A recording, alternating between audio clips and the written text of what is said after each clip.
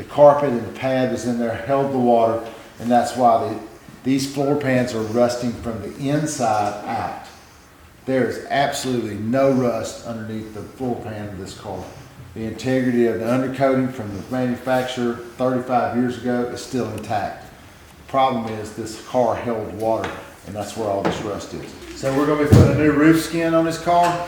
We're going to replace all of this bracketry up here and this whole top plate.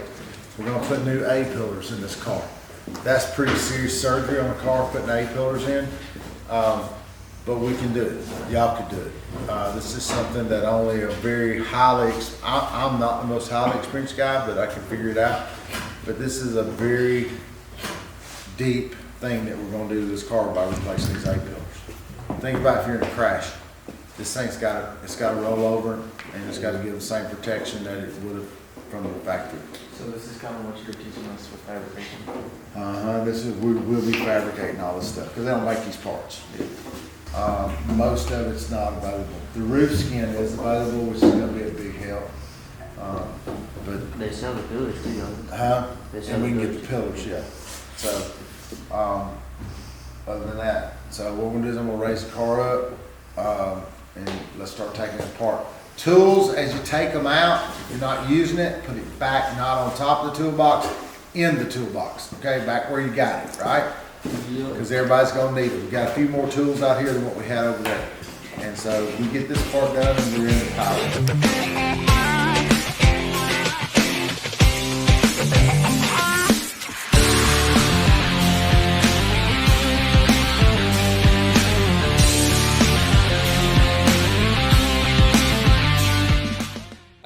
So look, this is called 1/4-inch drive. Yes, sir.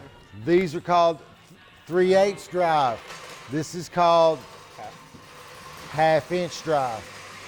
The heavier, the bigger the bolt, the more rusty it looks, the higher the drive.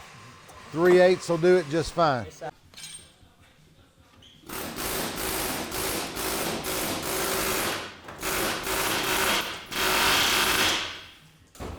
going? Yeah.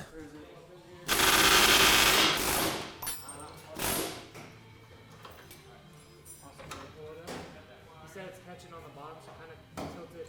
Yeah, easy. Devin, he got his right off, bud. This one's bent. Huh? This one's bent.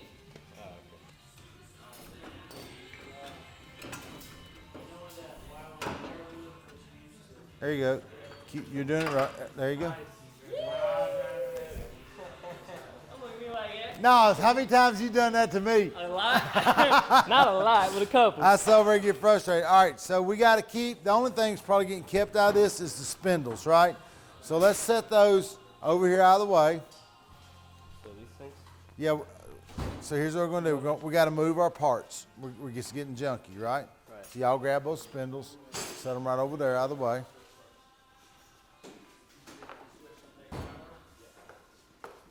There you go. We have new rotors, bearings, all that stuff. So the next thing we got to do is get this stuff out, right? And what you got to do is y'all are going to have to take a broom, sweep this. See how those A-arms are pointed down now? There's still pressure on that spring, okay? So what I want you to do, the reason why we didn't take the bottom bolts out of the shock, what did the shock do? Put down. It kept that spring from jumping out here and getting us, right? All right, so now you need, there's 2 bolts in the bottom of that shock. Take those out. They're probably 10 millimeter. Okay, you take them out with an impact. And they should be at the nice right angle to get to them.